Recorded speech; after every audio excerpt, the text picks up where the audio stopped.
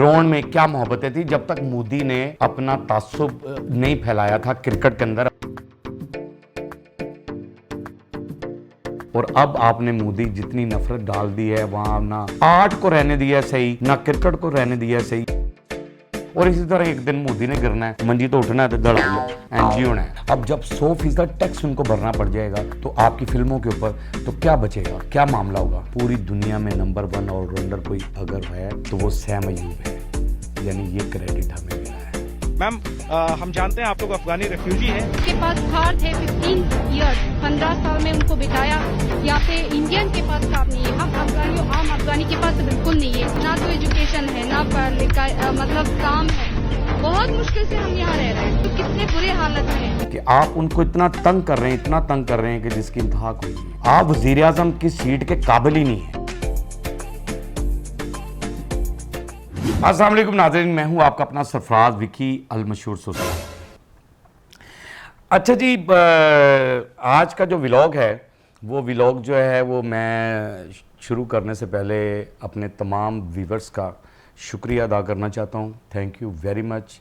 और हर व्लॉग में मैं शुक्रिया अदा करता हूं और उन लोगों से कहता हूं जो लोग मेरे प्रोग्राम को देख रहे होते हैं और वो सब्सक्राइब नहीं करते हैं, चैनल को सब्सक्राइब कर लिया करें, तो बड़ी मेहरबानी है आपकी। थैंक यू वेरी मच है आपका। मैं तो बहुत शुक्रगुजार हूँगा, मेरे चैनल को जितना आप सब्सक्राइब करेंगे तो उतना ही अच्छा रहेगा। आज जो व्लॉग का आगाज़ कर रहा हूँ मैं वो कर रहा हूँ पुरानी यादों से, यानी पुरानी और ख़ूबसूरत यादों से इसका आगाज़ कर रहा हूँ कि जब तक मोदी की गंदी सियासत क्रिकेट में नहीं घुसी थी तो क्या मोहब्बतें थी, क्या प्यार था ग्राउंड के अंदर।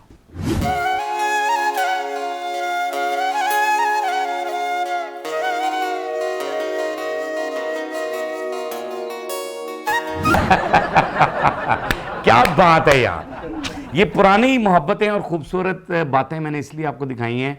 वो आपने पोस्ट में देखा भी है कि वो के विराट कोहली साहब जो है ना वो तस्मे बांध रहे हैं, यानी ये ग्राउंड के अंदर की बातें हैं। ग्राउंड में क्या मोहब्बतें थी जब तक मोदी ने अपना तासुब नहीं फैलाया था क्रिकेट के अंदर, अपनी सियासत को नहीं लेकर आया था। मोदी की ये गंदी सियासत जब तक क्रिकेट के अंदर नहीं घुसी थी तो खिलाड़ियों में, स्पोर्ट्समैन में क्या मोहब्बतें थी, क्या प्यार था। ये तो है ground, in the ground, out of the ground मैं इनकी मोहब्बत दिखा रहा हूं कि क्या है, क्या मोहब्बत थी, दिखाएंगे जरा।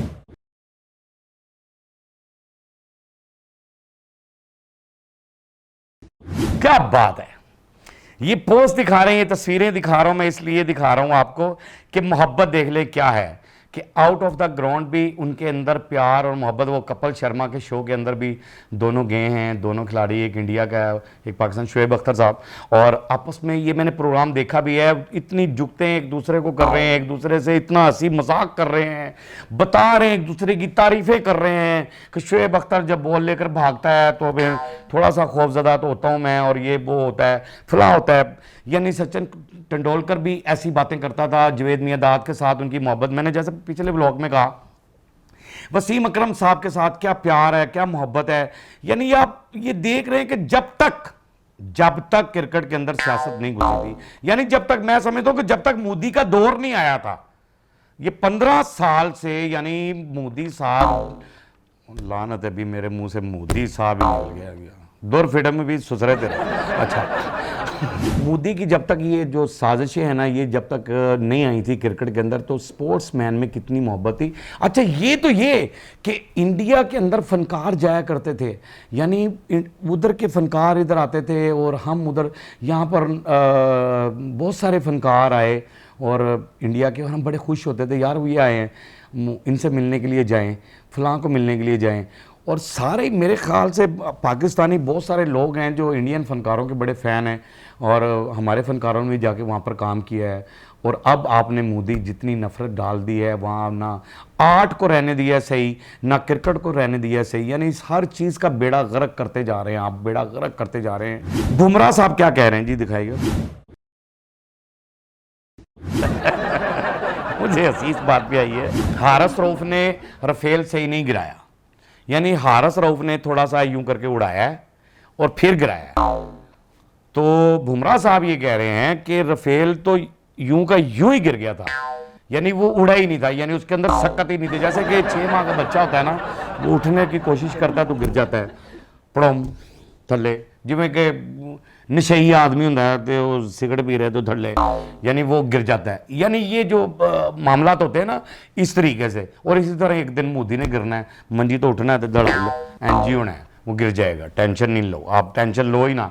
मैं इंडिया की जनता को भी कह रहा हूँ, आप टेंशन ना लो। जो भी उनसे परेशान है वो टेंशन ना लें। इसकी आने वाली है, अब आखिरी इसकी रीलें चल रही हैं, वो आखिरी पार्ट वाइंड अप इसका होने वाला है। तो बुमराह ने बता दिया हमें। सॉरी यार बुमराह जी, मैं आपसे सॉरी कर रहा हूँ कि मैं हारिस को भी कहूँगा कि हारिस यूं गिरे थे। हारिस देख ही रहा होगा प्रोग्राम, हारिस को यूं के भी यूं ही गिरे थे। बहरहाल यहाँ पर जी खातून कुछ कह रही हैं, ज़रा अफगानिस्तान की खातून है, क्या कह रही हैं? मैम, हम जानते हैं आप लोग अफगानी रेफ्यूजी हैं। हम चाहेंगे कि आप कैमरे पे बताएं कि आप लोग कौन हैं और कब से दिल्ली में रह रहे हैं, भारत में रह रहे हैं आप। जिनके पास कार थे 15 ईयर्स, 15 साल में उनको बिताया। यहाँ पे इंडियन के पास काम नहीं है। हम अफगानियों, आम अफगानी के पास बिल्कुल नहीं है। ना तो एजुकेशन है, ना पढ़ लिखा, मतलब काम है। बहुत मुश्किल से हम यहाँ रह रहे हैं। तो कितने बुरे हालत में है। हो माय गॉड, अब आप समझ रहे हैं क्या बात है। उसने भी 15 साल बीच में कहा कि 15 साल से, यानी उसने कहा 15 साल से हमारा रहना यहाँ पर मुश्किल हो गया है, कि हम यहाँ पर सुकून से नहीं रह रहे हैं, ना एजुकेशन हम हासिल कर पा रहे हैं, ना कुछ चीज़ ऐसा कर पा रहे हैं। कि यानी आपने इतनी नफ़रत का बीज बो दिया कि आपने इतना तासुब वहाँ पर फैला दिया कि जिसकी वजह से ये खातून बेचारे मुसलमानों का रहना वहाँ पर मुहाल हो गया। कि आप उनको इतना तंग कर रहे हैं, इतना तंग कर रहे हैं कि जिसकी इंतहा कोई नहीं है। यार जाके तेरी मेहरबानी हो, चाँद होटल दोबारा पाला है। मैं कह रहे हैं कि वो बड़ा पाव वहाँ का बड़ा मशहूर है, वो बड़ा पाव साथ लगा लो और साथ चाय लगा लो। आप वज़ीर आज़म की सीट के काबिल ही नहीं हैं, आप हैं ही नहीं काबिल इस सीट के। और आपकी इस वजह से जो है इतना कुछ हो गया कि वर्ल्ड लेवल पर आप जलील हो रहे हैं। और आपको यानी कि आप नुकसान कर रहे हैं अपनी आवाम का, इतना नुकसान कर रहे हैं कि यहां पर ट्रंप ने भी एक फैसला लेने पर वो मजबूर हो गया। ट्रंप फैसला लेने पर क्या मजबूर हो गया कि उसने 100% टैक्स लगा दिया है कि जो भी इंडियन फिल्म अमेरिका के अंदर लगेगी, इंडियन फिल्म जो भी अमेरिका में लगेगी उस पर 100% टैक्स होगा। अब मुझे बताएं, जो कि तफरी टैक्स बहुत कम होता था और अमेरिका बहुत बड़े दिल का आदमी था कि उसने फिल्में लगने दी आपकी, और वर्ल्ड पूरे में लगती हैं इंडियन फिल्म। और देखो अब जो फिल्म बना रहे हैं, जो प्रोड्यूसर्स हजरात हैं, अब जब 100% टैक्स उनको भरना पड़ जाएगा जो तो आपकी फिल्मों के ऊपर, तो क्या बचेगा, क्या मामला होगा, कहाँ तक बर्बादी हो रही है आपकी गलत सियासत से, कहाँ तक बर्बादी हो रही है। मोदी